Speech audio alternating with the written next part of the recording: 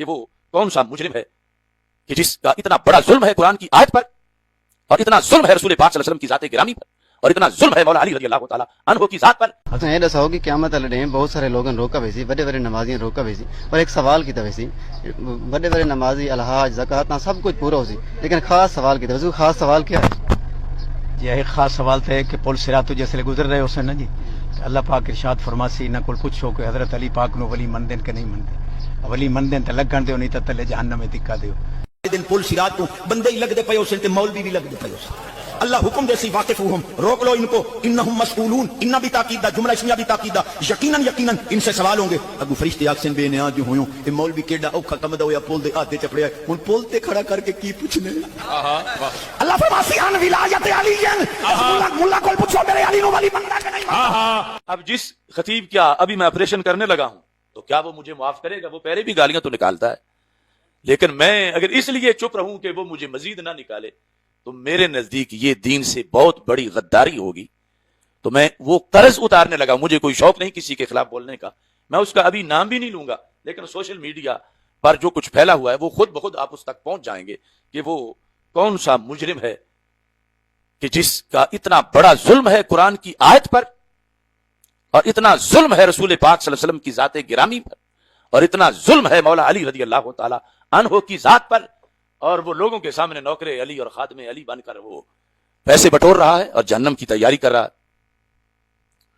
قرآن مجید برہان رشید کی آیت ہے واقفوہم انہم مسئولون۔ اللہ تعالیٰ فرشتوں کو کہے گا قیامت کے دن کچھ لوگوں کے بارے میں، انہیں روک لو، ان سے ابھی سوال کیا جائے گا۔ یہ آیت ہے، اس کی تفسیر خود قرآن میں ہے، اس کی تفسیر زبان رسالت صلی اللہ علیہ وسلم نے خود فرمائی ہے، اس کی تفسیر صحابہ نے کی ہے، سند سے آئی ہے، ہزاروں کتابوں میں ہے، لیکن ایک کمینہ سنی خطیب اس کی تفسیر وہ کرتا ہے جو روافض شیعوں نے غالیوں نے اپنی تفسیر میں لکھی ہے۔ آگے میزبان ہے وہ اسے دادے رہے، کمال چشتی صاحب آپ نے تو کمال کر دیا، بلے بلے کیا خوب۔ اور عام مجمع میں جو بگوتر بیٹھے ہوں نوجوان یا کوتوان، وہ تو ہو سکتا ہے کہ چشتی صاحب کو اسی وقت اٹھا کے کندھوں میں بٹھا لیں کہ کیا شان علی تم نے بیان کر دیا، اور وہ جو کر رہا ہے وہ ہے فَلْيَتَبَوَّأْ مَقْعَدَهُ مِنَ النَّارِ، کہ رسول پاک صلی اللہ علیہ وسلم نے فرمایا جو یہ کرے وہ اپنا ٹھکانہ جہنم میں بناتا ہے۔ اب قرآن مجید کی ان آیات کو میں ماقبل سے پڑھ کے آپ کے سامنے پیش کرتا ہوں کہ اس بات کی کوئی گنجائش ہی نہیں بنتی۔ قرآن کہہ رہا ہے، یہ سورہ والصافات ہے، اس میں اب تفسیر جلالین کے لحاظ سے میں جو مختصر تفسیر بھی ساتھ بتاؤں گا۔ احشروا الذین ظلموا، اللہ فرمائے گا فرشتوں کو قیامت کے دن کہ یہ لوگ جنہوں نے ظلم کیا ہے نا ان کو اکٹھا کرو۔ ظلم کیا کیا ہے یہاں پر جلالین میں جو ہے وہ یہ ہے انفسہم بالشرک، جنہوں نے اپنی جانوں پہ ظلم کیا، کس طرح کہ مشرک ہوئے، یعنی مشرک ان کو اکٹھا کرو جنہوں نے جانوں پہ ظلم کیا۔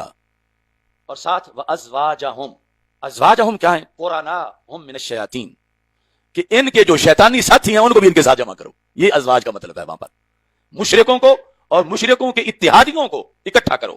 اب یہ اے ٹو زیڈ سارے مفسرین اسی پر ہیں، چونکہ اور گنجائش نہیں، پیچھے ذکر جو ہے وہ سارا یہی آ رہا ہے مشرکین کا کہ ان کے لیے قیامت کے دن کیا کیا صورتحال ہوگی۔ پھر وما كانوا يعبدون من دون اللہ، ان کے ساتھ ان کے معبودوں کو بھی اکٹھا کرو، جن کو یہ اللہ کو چھوڑ کر پوچھتے تھے انہیں بھی۔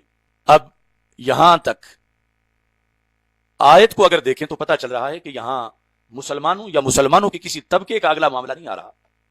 یہ جو معاشر کے دن کافروں مشرکوں کی لائن ہوگی، ان کا طبقہ ہوگا، ان کے لحاظ سے رب فرشتوں کو پہلے تو یہ حکم دے رہا ہے شروع ان کو اکٹھا کرو، سب کو ایک جگہ اکٹھا کرو۔ آگے دوسرا حکم فَهْدُوهُمْ إِلَى صِرَاطِ الْجَحِيمِ، ان کو جہنم والے ٹریک پہ چلاؤ، یعنی یہ ہیں جہنم والے۔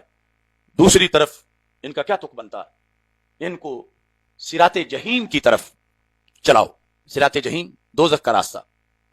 آگے تیسرا حکم واقفوہم، واو عطف کا ہے، اصل قف سے کفو ہے، انہیں اب ٹھہرا لو، روک لو، انہیں روکو۔ اب قف کفا کفو، واو ساتھ ہے، واقفوہم، انہیں روک لو، ٹھہراؤ ان کو، یعنی مجرد مزید کے معنی میں اوقفوہم، ان کو روکو۔ اب کیوں روکو؟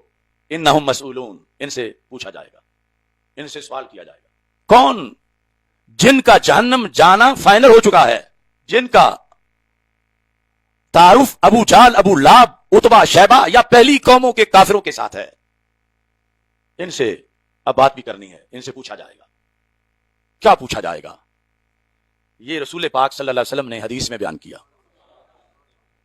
ان سے کیا پوچھا جائے گا؟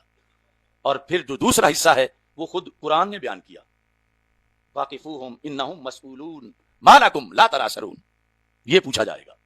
اب دو چیزیں کہ کیا پوچھا جائے گا تفصیلاً وہ رسول پاک صلی اللہ علیہ وسلم نے خود بیان کیا, جو صحابہ نے آگے روایت کیا, اور پھر قرآن نے خود بھی بتایا اجمالاً کہ کیا پوچھا جائے گا.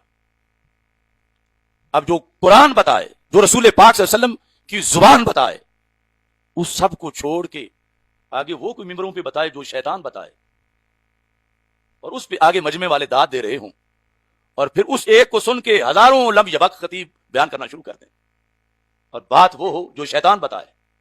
لیوحون بعضهم الی بعض, قرآن میں ہے کہ شیطان بعض کے دل میں ڈالتے ہیں کہ یہ بات یہاں کرو.